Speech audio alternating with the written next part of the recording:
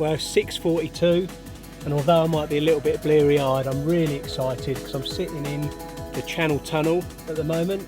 We're just about to make our way to Calais for my first Belgian trip. We're going to drive through and meet my friend Gio on one of the Belgian canals today, and then we're going to nip over to a little lake tonight, hopefully snare a big fish.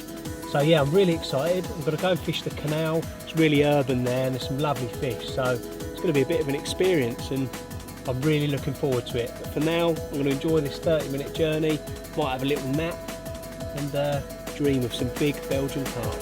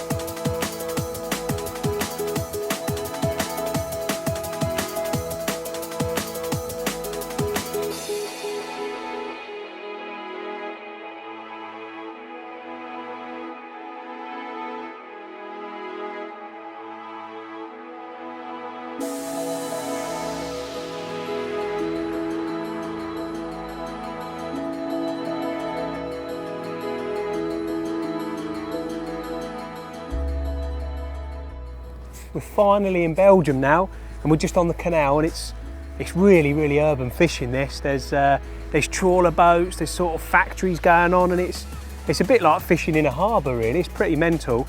I've met Gio about sort of an hour ago, maybe an hour and a half now.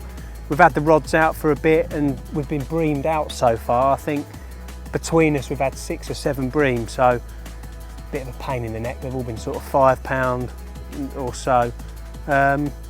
So I think Gio was saying that we'd have had a carp by now if they were here, so I think we're going to reel in and move slightly down the canal a little bit. But it's pretty mad fishing. The line's just sort of draping over this bit of concrete here, and yeah, it's as urban as you like, which is very different to what I'm used to, but exciting all the same because there could be anything in here. So yeah, we're going to reel in now, move down the canal, and hopefully I'll latch into my first Belgian carp. Fingers crossed.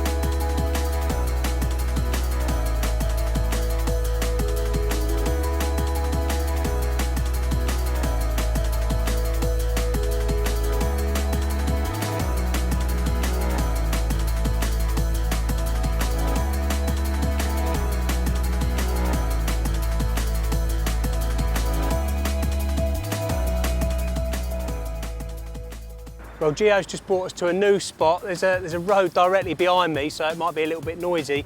But it's a spot where there's some warm water running in from one of the factories there. And as we all know, carp love that oxygen in the water, and particularly if it's a little bit warmer than the rest. So I'm fishing right in the edge where the warm water is. It's about 4 to 5 foot, slopes off a bit, but there's loads of boulders in the edge. So I basically just got rod out with a lead, and I'm just plonking around on the bottom, just trying to find an area of flat where there are no boulders. I've got braided main line, so I'm feeling it very easily. But there's lots of little sort of bumps and funny judders on the rod tip, which means there's rocks there. But all of a sudden, I'll come an inch or so off the boulders.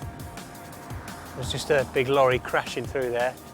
it'll go nice and flat. So just where I'm donking now is nice and flat. I'm going to clip on the rig, remember the spot, and leave it there. Hopefully I might eventually catch my first Belgian carp. See how it goes.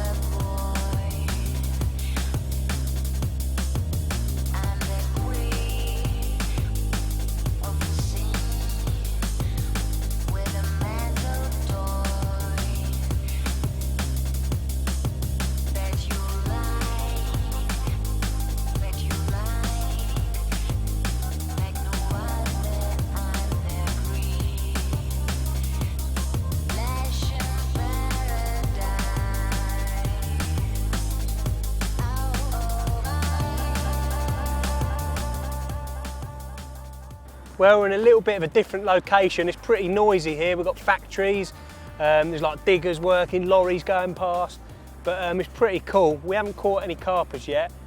We just had brasums, as they're known over here. I think we've had 6 now. But we're at a different location.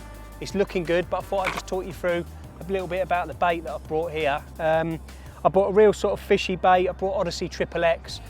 Every fish likes Odyssey XXX. It's fishy, it's full of GLM powder, there's high betaine amounts in there, and all carp love it. It's pretty instant bait, but I'm giving it a little bit of a kick as well, just to give a little bit more scent off in the water.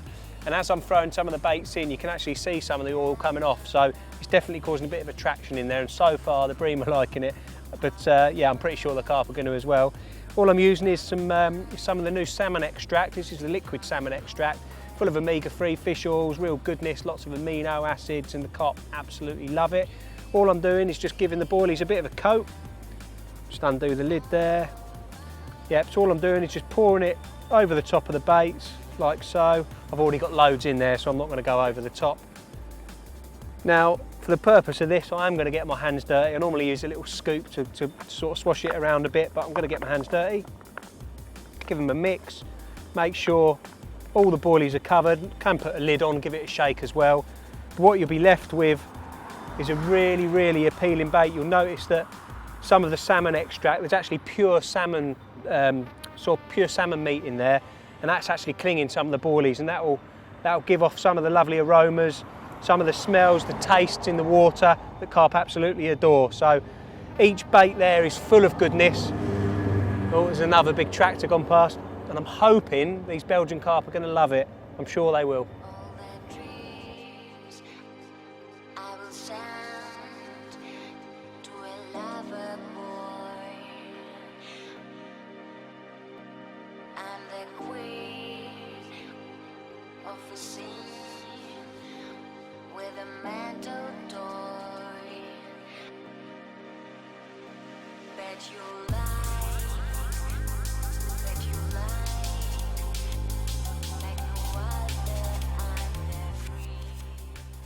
I've just had an absolute rod buckling run, and I've had the fish on for about, I don't know, a minute or so, and it's gone charging down the margins and found like some sort of iron under the water, some sort of obstacle anyway. Gio said it was pretty treacherous down there, hence like the 50-pound leaders that we're using. But yeah, unfortunately that one found a snag. It looked like a bit of an animal, to be honest. I'm absolutely gutted. It's just started raining as well, but there's hope. I'm just going to get another rod out now, and hopefully I'll get one.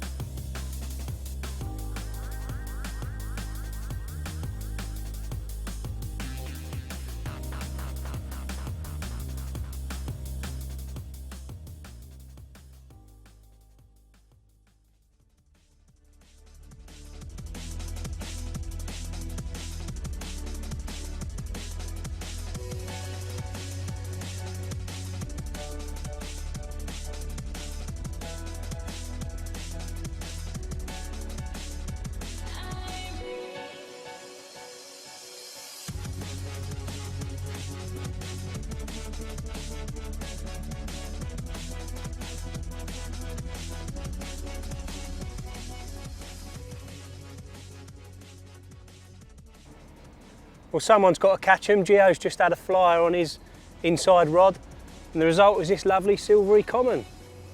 Put up a mental scrap under the rod tip, and to be honest, I'm gagging to catch one. He's shown me how to do it, so I've got to see if I can do it now.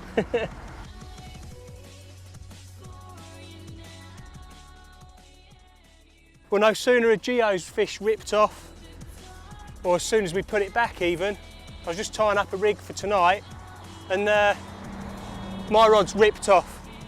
A couple of single bleeps and it absolutely charged off on a tight line. And we've managed to get this one free of the snags, hopefully.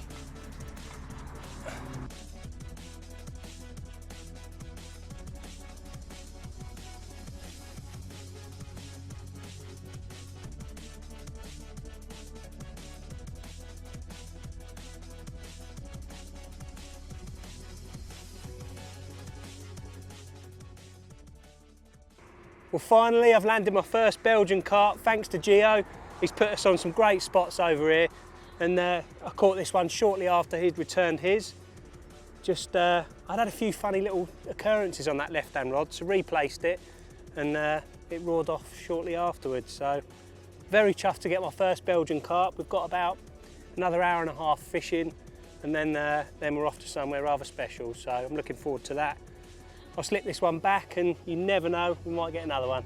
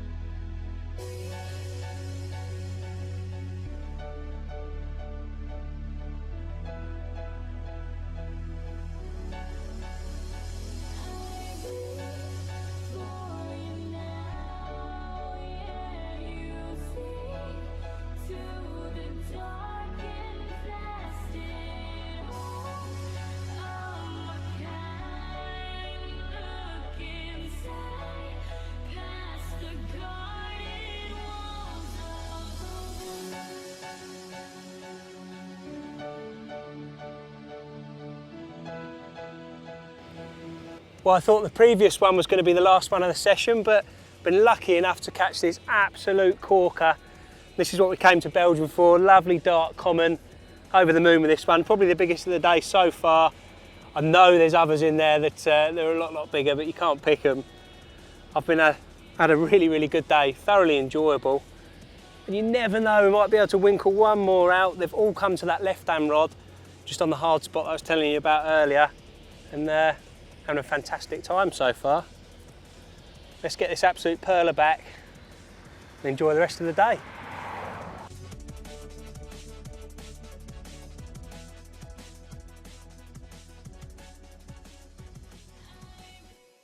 I just thought I'd reflect on the day today. It's been pretty incredible, really. We haven't caught anything massive, but I've managed to catch my first Belgian carp and ended up with sort of 5 or 6 in the end. It's been pretty amazing day, because Gio was saying that many people sort of catch 1 or 2 over a weekend, but I've been very lucky that he knows the spots. He's put us on the spots here, and we've got sort of warm water coming in, and it's all about location on these big canals. You know, the carp could be anywhere, so I've been lucky, but I also think I've fished well today, and there's been a few things that I think have stood me out a little bit, really, and helped catch what we have done. The bottom of the water is really rocky. There's big boulders. You'll see that I'm like sitting on like a almost little cliff face here. And when I'm donking around, I can feel, I'm using braided mainline, so I'm getting absolute maximum feel compared to mono. There's no stretch, you can feel absolutely everything. And when I'm donking the lead around, quite often it'll sort of judder, and I can tell exactly and feel exactly when it's in the rocks, and obviously that's no good. A lot of the time people think, oh, that's nice and that feels like a nice donk, but it's actually in a rock and you're not presented at all. I actually reeled in one rod earlier and I felt like it was quite hard, but wasn't quite right, and it was actually snagged. So one thing I did since snagging was make a real effort to find those little sandy spots, the gaps in between the boulders, and that's certainly got me bites, and it's proved because my left-hand rod on the little sandy patch has done all 5 bites. I think it's 6 bites I've had. It's done all the bites, so that's really stood out today. The canal itself's really coloured, so I'm using very, very smelly baits. I'm using that Odyssey Triple X, absolutely covered in salmon extract, and it pongs. It really stinks. It's a real nice smell. And there's a lot of taste to it as well with the betaine. There's a little bit of salt coming from the salmon as well, so that's decent. I'm using a visual hook bait. I'm using a white hook bait, white Northern Special. Again, it's coloured water, so I just want that little bit of visual colour just to catch their attention whilst they're feasting on all the Odyssey Triple X as well. So I think that stood out. Rigs wise and tackle wise, Geo said to me, I basically said, am I all right with 20 pound fluorocarbon leaders?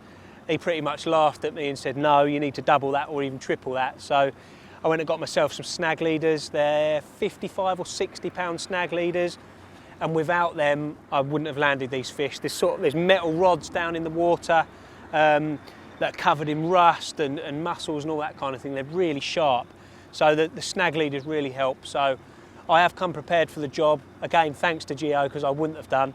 And also I'm dropping my leads on the take as well. I'm using little heli-safe drop-offs. That seems to be working, so I think there, on reflections, what stood me in real good stead today, and I've thoroughly enjoyed myself. It's about 4 o'clock now. Geo's just nipped out, he's coming back to pick us both up, and we're off to somewhere special. I'm not sure we can do much filming there because it's a little bit special, the place we're going to. But if I catch something, I'll let you know. Other than that, we're going to hop in the car and make a move, so big up to the Belgium.